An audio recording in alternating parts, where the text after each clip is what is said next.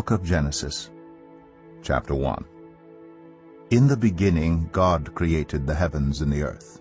Now the earth was formless and empty. Darkness was over the surface of the deep, and the Spirit of God was hovering over the waters. And God said, "Let there be light." And there was light. God saw that the light was good, and he separated the light from the darkness. God called the light day, and the darkness he called night. And there was evening, and there was morning, the first day. And God said, "Let there be a vault between the waters to separate water from water." So God made the vault, and separated the water under the vault from the water above it. And it was so. God called the vault sky. And there was evening, and there was morning, the second day.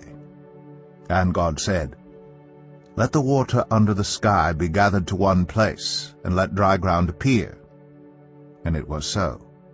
God called the dry ground land, and the gathered waters he called seas. And God saw that it was good. Then God said, "Let the land produce vegetation, seed-bearing plants and trees on the land that bear fruit with seed in it according to their various kinds." And it was so. The land produced vegetation, plants bearing seed according to their kinds, and trees bearing fruit with seed in it according to their kinds. And God saw that it was good. And there was evening, and there was morning, the third day. And God said, "Let there be lights in the vault of the sky to separate the day from the night, and let them serve as signs to mark sacred times and days and years. And let them be lights in the vault of the sky to give light on the earth." And it was so. God made two great lights, the greater light to govern the day, and the lesser light to govern the night. He also made the stars. God set them in the vault of the sky to give light on the earth, to govern the day and the night, and to separate light from darkness. And God saw that it was good. And there was evening, and there was morning, the fourth day.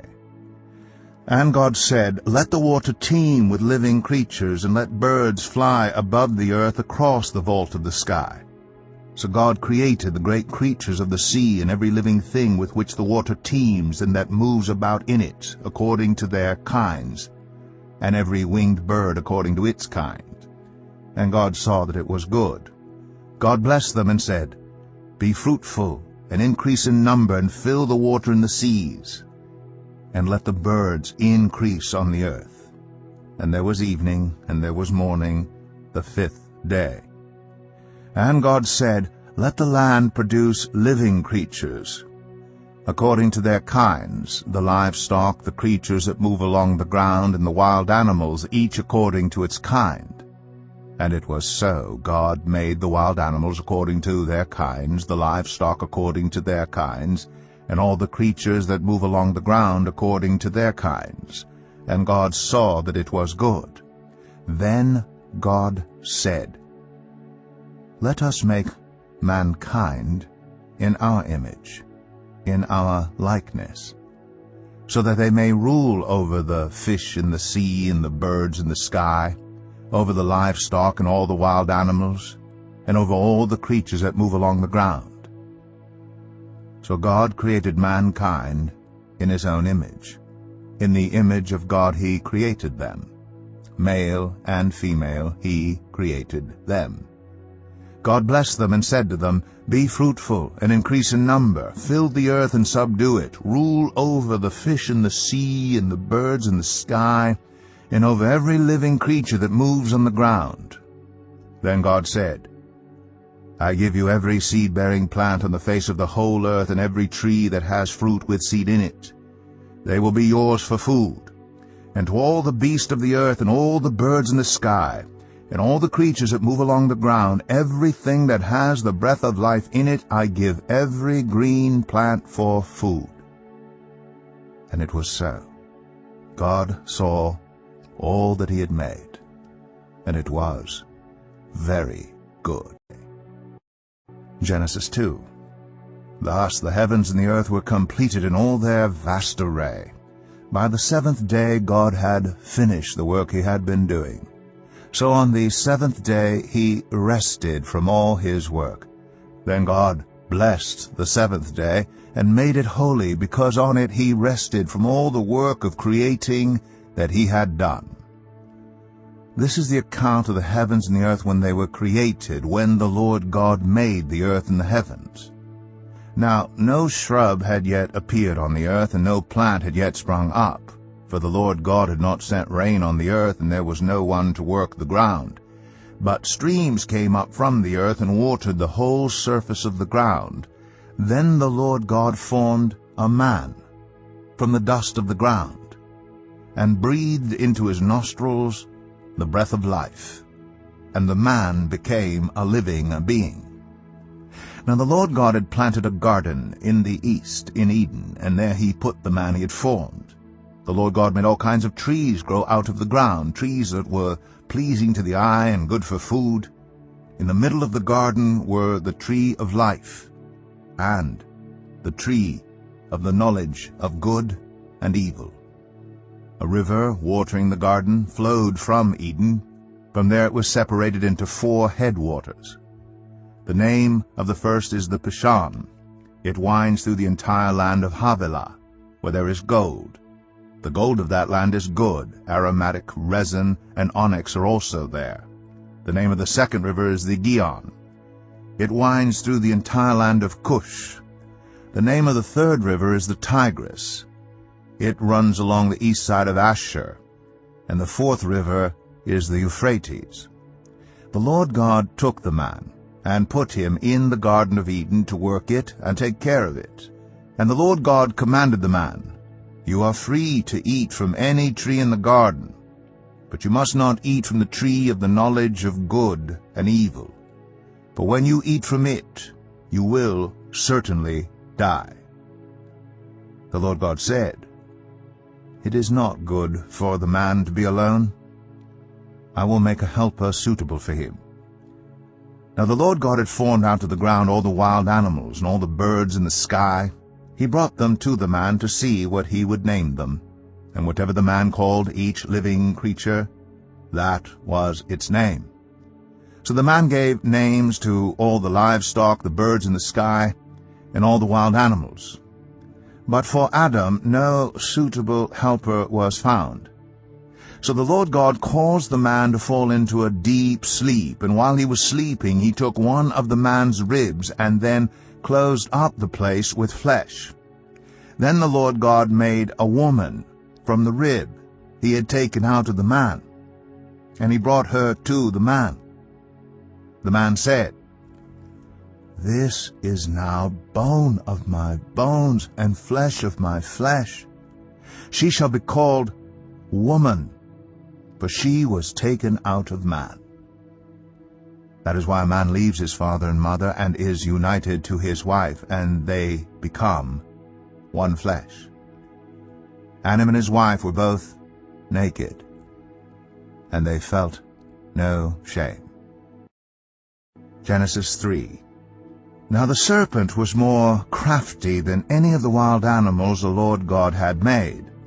He said to the woman, "Did God really say, 'You must not eat from any tree in the garden'?" The woman said to the serpent, "We may eat fruit from the trees in the garden, but God did say, 'You must not eat fruit from the tree that is in the middle of the garden, and you must not touch it, or you will die.' You will not certainly die." The serpent said to the woman, "For God knows that when you eat from it, your eyes will be opened, and you will be like God, knowing good and evil." When the woman saw that the fruit of the tree was good for food, and pleasing to the eye, and also desirable for gaining wisdom, she took some and ate it. She also gave some to her husband who was with her, and he ate it. Then the eyes of both of them were opened, and they realized they were naked. So they sewed fig leaves together and made coverings for themselves. Then the man and his wife heard the sound of the Lord God as he was walking in the garden in the cool of the day, and they hid from the Lord God among the trees of the garden. But the Lord God called to the man, "Where are you?" He answered, I heard you in the garden, and I was afraid because I was naked, so I hid." And he said, "Who told you that you were naked? Have you eaten from the tree that I commanded you not to eat from?" The man said, "The woman you put here with me, she gave me some fruit from the tree, and I ate it." Then the Lord God said to the woman, "What is this you have done?" The woman said, "The serpent deceived me, and I ate." So the Lord God said to the serpent, "Because you have done this, cursed are you above all livestock and all wild animals. You will crawl on your belly, and you will eat dust all the days of your life. And I will put enmity between you and the woman, and between your offspring and hers. He will crush your head, and you will strike his heel." To the woman he said, "I will make your pains in childbearing very severe. With painful labor you will give birth to children. Your desire will be for your husband, and he will rule over you." To Adam he said, "Because you listened to your wife and ate fruit from the tree about which I commanded you, you must not eat from it. Cursed is the ground because of you. Through painful toil you will eat food from it all the days of your life. It will produce thorns and thistles for you, and you will eat the plants of the field. By the sweat of your brow you will eat your food until you return to the ground, since from it you were taken. For dust you are, and to dust you will return." Adam named his wife Eve, because she would become the mother of all the living. The Lord God made garments of skin for Adam and his wife, and clothed them. And the Lord God said, "The man has now become like one of us, knowing good and evil. He must not be allowed to reach out his hand and take also from the tree of life and eat and live forever." So the Lord God banished him from the Garden of Eden to work the ground from which he had been taken. After he drove the man out, he placed on the east side of the Garden of Eden cherubim, and a flaming sword flashing back and forth to guard the way to the tree of life. Genesis 4. Adam made love to his wife Eve, and she became pregnant and gave birth to Cain. She said, "With the help of the Lord I have brought forth a man." Later she gave birth to his brother Abel. Now Abel kept flocks, and Cain worked the soil. In the course of time, Cain brought some of the fruits of the soil as an offering to the Lord. And Abel also brought an offering, fat portions from some of the firstborn of his flock. The Lord looked with favor on Abel and his offering, but on Cain and his offering he did not look with favor. So Cain was very angry, and his face was downcast. Then the Lord said to Cain, "Why are you angry? Why is your face downcast? If you do what is right, will you not be accepted? But if you do not do what is right, sin is crouching at your door. It desires to have you, but you must rule over it." Now Cain said to his brother Abel, "Let's go out to the field." While they were in the field, Cain attacked his brother Abel and killed him. Then the Lord said to Cain, "Where is your brother Abel?" "I don't know," he replied. "Am I my brother's keeper?" The Lord said, "What have you done? Listen. Your brother's blood cries out to me from the ground. Now you are under a curse and driven from the ground, which opened its mouth to receive your brother's blood from your hand. When you work the ground, it will no longer yield its crops for you. You will be a restless wanderer on the earth." Cain said to the Lord, "My punishment is more than I can bear. Today you are driving me from the land, and I will be hidden from your presence. I will be a restless wanderer on the earth, and whoever finds me will kill me." But the Lord said to him, "Not so.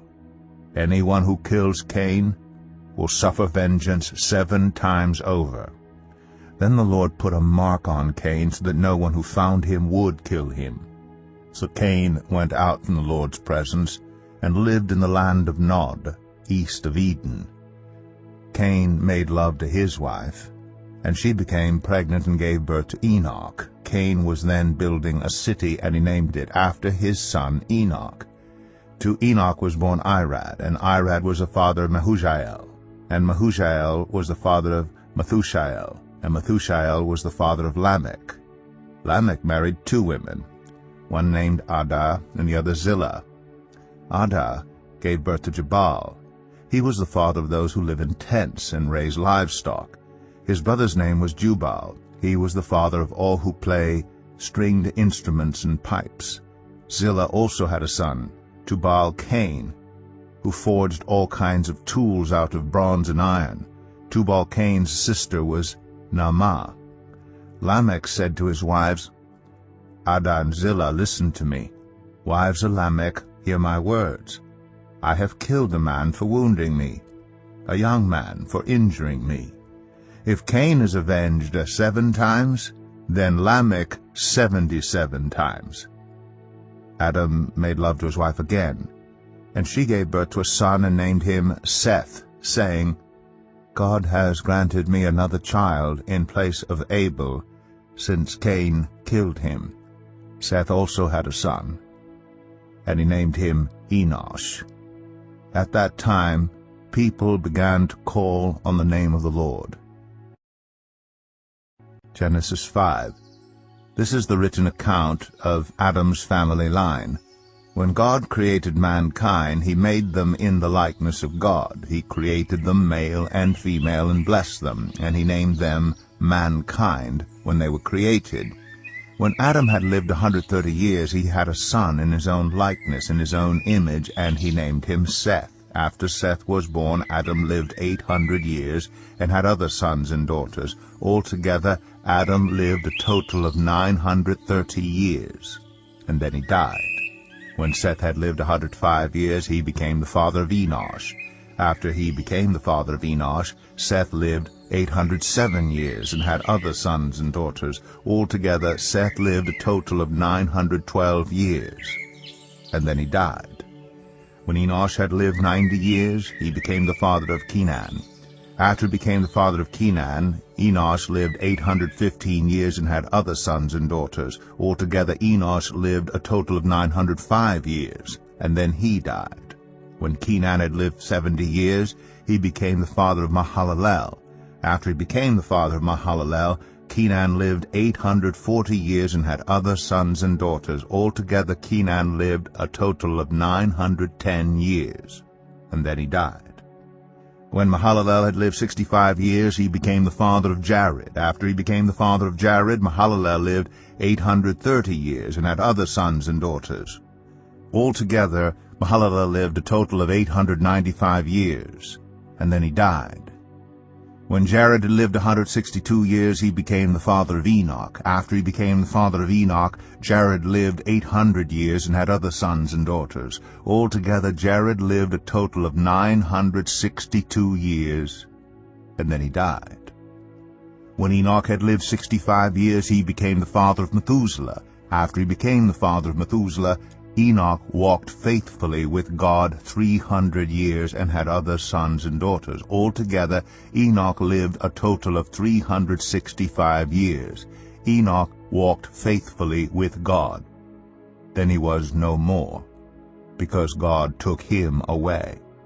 When Methuselah had lived 187 years, he became the father of Lamech. After he became the father of Lamech, Methuselah lived 782 years and had other sons and daughters. Altogether, Methuselah lived a total of 969 years, and then he died. When Lamech had lived 182 years, he had a son. He named him Noah, and said, He will comfort us in the labor and painful toil of our hands caused by the ground the Lord has cursed. After Noah was born, Lamech lived 595 years and had other sons and daughters. Altogether, Lamech lived a total of 777 years, and then he died. After Noah was 500 years old, He became the father of Shem, Ham, and Japheth.